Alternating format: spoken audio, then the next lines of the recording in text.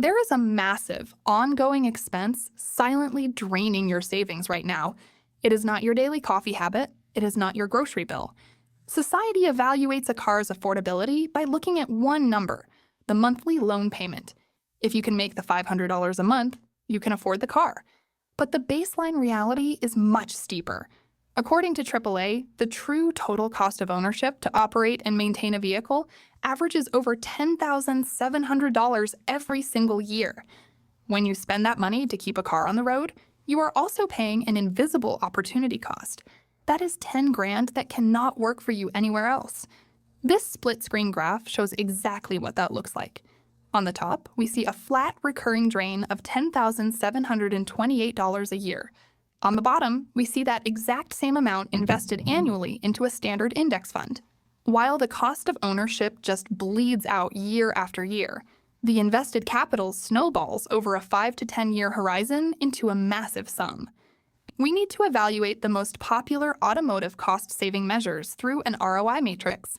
We are going to separate true wealth-building strategies from time-wasting penny pinching. Reframing a car from a status symbol to a depreciating utility is the mandatory first step to reclaiming over $10,000 a year. To figure out what actually works, we use an effort versus impact framework to test financial advice. This quadrant chart maps it out. The horizontal axis is the required effort from you, from low to high.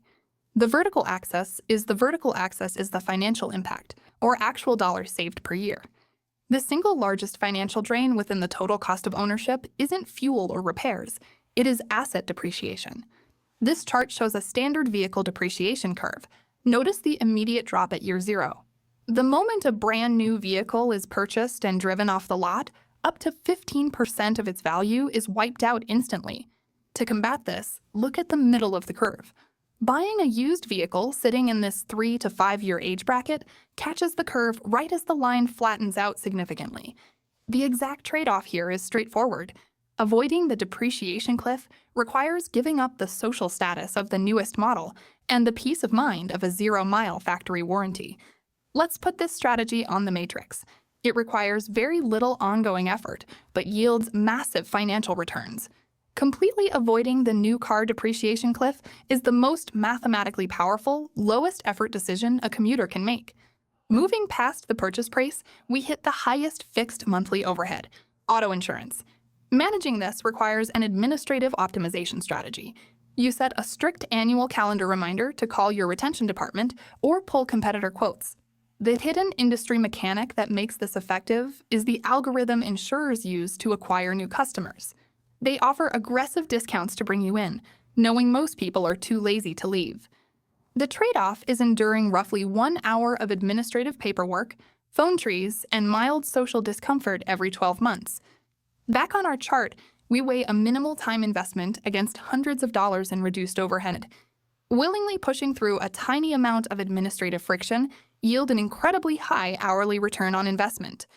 Then we have to consider the highly variable costs of dealership maintenance and routine servicing. The first do-it-yourself tactic is purchasing a cheap OBD2 diagnostic scanner to read check engine lights independently. This simple tool prevents an expensive diagnostic trip to the dealership by identifying completely benign issues right in your driveway, like a loose gas cap. The second, far more labor-intensive tactic is learning to execute basic oil changes using free internet tutorials. Projecting this math over a lifetime of driving, saving over $100 per service interval by cutting out the labor costs compounds into tens of thousands of dollars retained in your pocket. But the trade-off is steep. It demands purchasing physical tools, sacrificing your weekend free time, performing dirty physical labor, and assuming personal liability if you make a mistake under the hood. Look at where this sits on the framework. It requires substantial ongoing physical input for a moderate but steady financial return. Mechanical self-reliance is a guaranteed wealth builder, but it only works if you value the cash savings over your own physical time and energy. Now we look at the most radical, often ignored lever in the car ownership debate, geographic location. The trap many people fall into is the cheap suburb logic. The cheaper rent is mathematically canceled out by the daily costs of a long, high-mileage commute.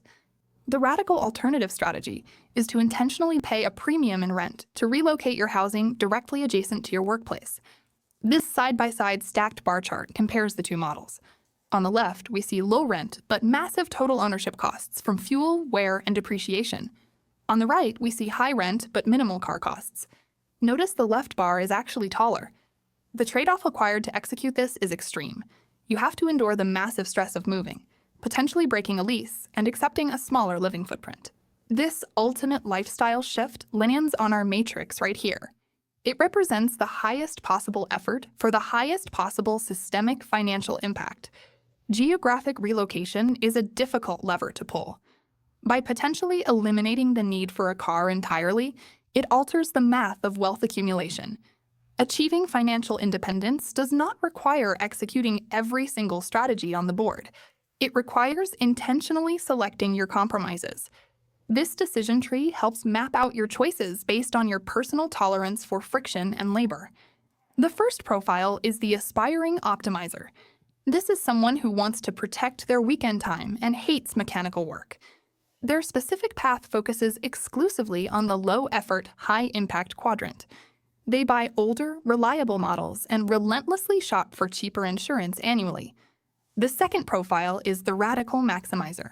This person's sole focus is aggressive, rapid wealth building, regardless of the lifestyle disruption required to get there.